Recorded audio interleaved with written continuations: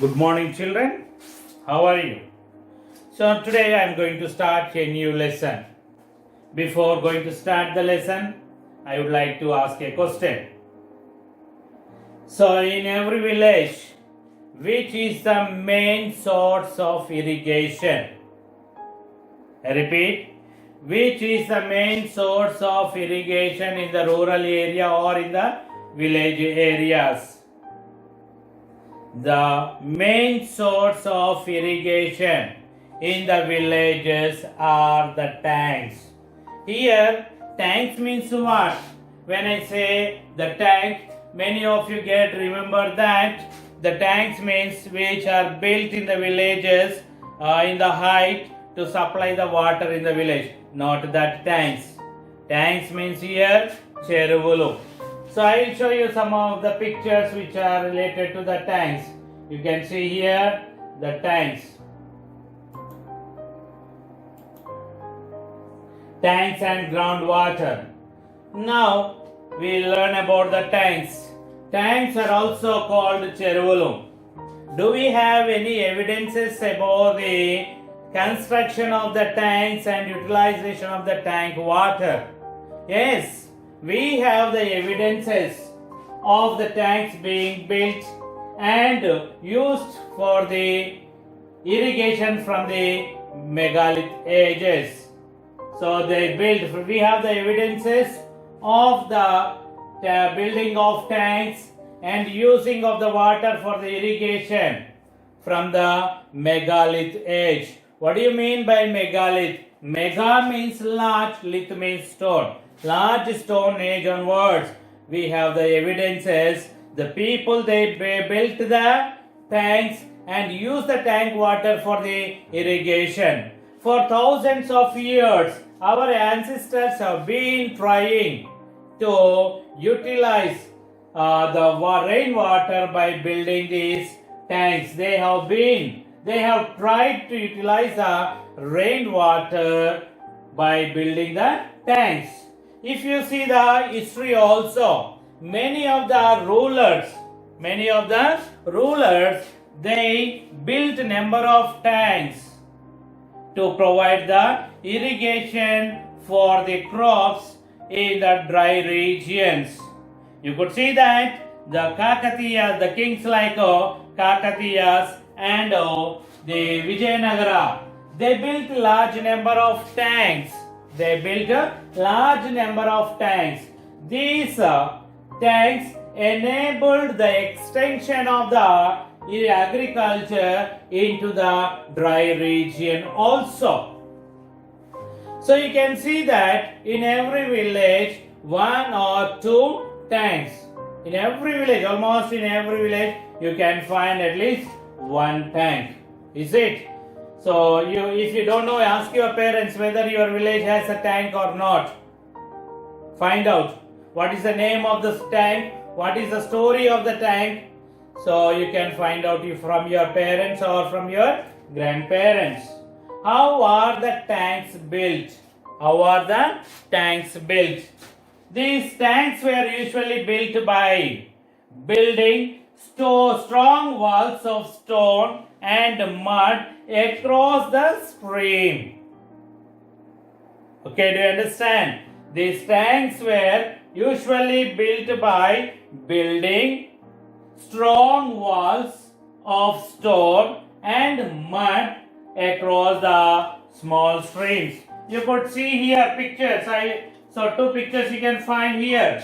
Here the wall is constructed with the stones and here the wall is constructed with the mud. So this is constructed or built across this stream. Understand, children? The tanks are usually built by building the strong walls of stones and mud across the streams. You can clearly see here. They are building the strong wall with the stones here with the mud across the stream. These tanks were sometimes built by the kings or by the military leaders or by the Nayakas or by the people of the village themselves. Okay, you can see that in every village you can find the tank. Every tank has its own story. You can find out from the grandparents what story that your tank has. Understand? So then everyone in the village, they contribute towards the expenses and they contribute the labor for the construction and repair of the tank bunds. So the people of the village, they appoint a person to regulate the usage of the tank water.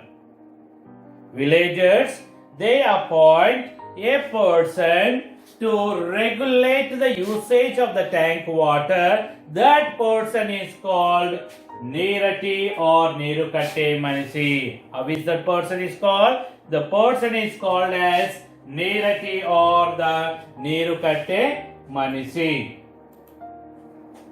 How did the tanks help? Tanks helps only for the people? No. Tanks helps for every living being. Yes, the tanks, they provide the drinking water for the people and for their animals also. They provide the drinking water for the people and for their animals. These tanks also help in irrigating the fields even in the drought years. So drought years, drought means karu. So when there is if any year which doesn't receive the minimum amount of rainfall, that year is called the drought year. If in a year, if we don't get the minimum amount of rainfall, then that year is called as a drought year. So if there are the tanks, these tanks provide the water for the irrigation. These tanks also help in increasing the groundwater. With that, the wells which are nearer to the tanks also get water. So after the rain, when the water is decreased, the tank bed is used for raising the crops or to grow the crops. Understand? And the tanks can also be helped to prevent the runoff of the rainwater, and with that it helps to control or prevent the soil erosion. Do you understand? What do you mean by the soil erosion? Washing away of the topmost layer of the earth's surface is called soil erosion. Soil erosion, when it rains, along with the running water, top layer of the soil also washed away. That is called the soil erosion. So if there is a tank, the tanks can prevent the runoff of the rainwater, and which also could be helped to prevent the soil erosion. So the people, they can also collect the silt from the tank bed, which can be used to increase the fertility of the soil. Understand? The people can collect the silt from the tank bed and use that in the fields for the increasing of the fertility of their field. Then the people, every person of the village can get benefited from these tanks, not one or two people of the village. If you see, in 30-40 years back, if you see, so we could find many tanks all over the state. So in the towns, cities, so villages, everywhere we could find the tanks. Nowadays, you could see that number of tanks are getting declining. Why the tanks are getting declining? Can you say the reason? Because the selfishness of the people. Because of the selfishness of the people, the tanks are getting disappearing. How? What are the reasons for the disappearing of these tanks? During the last 20 or 30 years, the tanks have been neglected and allowed to break down. Means there are no repairs for the tanks or the tank bonds, and the tank bonds were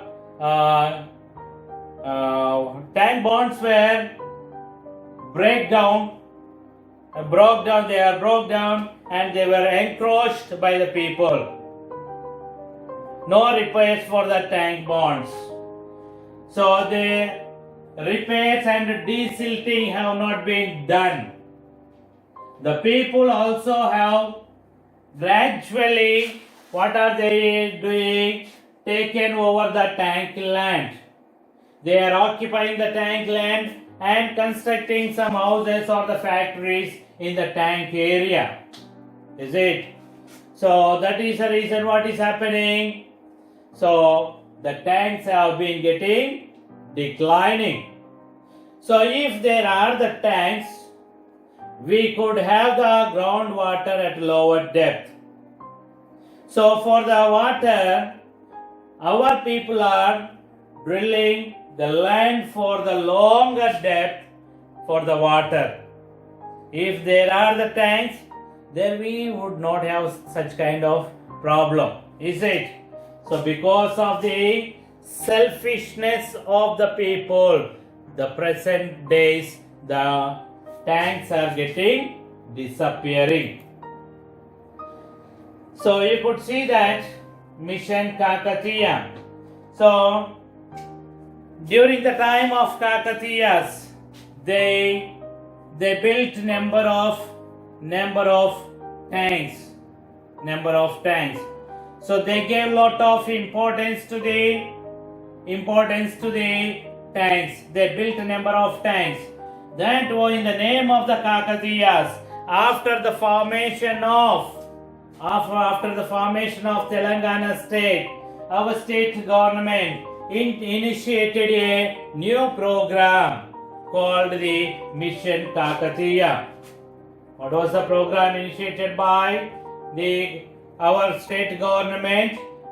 The Mission Kakatiya, we can also call it as Mana Uru Mana Cheru. So why? So in present days, many of the tanks are getting disappear. Is it? To prevent that, our government has been taking many programs. So we see that what is Mission Kakatiya. After the formation of Telangana state, our government planned to repair the tank bonds and remove the silt from the tank bed under the program called the Mission Kakatiya or Mana Uru Mana Cheruvu. Under this program, our government planned to repair and construct the tank bonds on about 47,000 tanks. It planned to repair and reconstruct the tanks bonds about for the 47,000 of tanks. So the tanks are useful in many ways. They provide the livelihood for some communities. Yes, they provide the livelihood for some communities. So the communities like the Besta, Gondla and Mudraj, they depend upon these tanks and small rivers for leading their lives. The tanks not only provide the water for the irrigation, but also they provide the livelihood for some communities like Besta or Mudraj, like that.